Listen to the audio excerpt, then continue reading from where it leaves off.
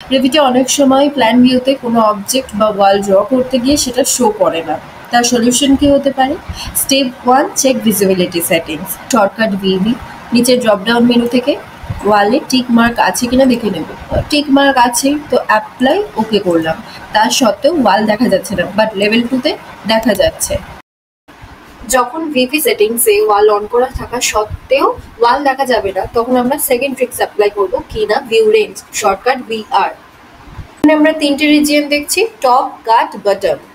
Top আর cut plane adjust করলেই ওয়াল instantly visible হয়ে যাবে। লেভেল 2-তে আমরা মেজারমেন্ট করে রেখেছি, দেখো এই মেজারমেন্ট দেখে আমরা লেভেল 1-এ টপ আর কাট প্লেন অ্যাডজাস্ট করে নেব।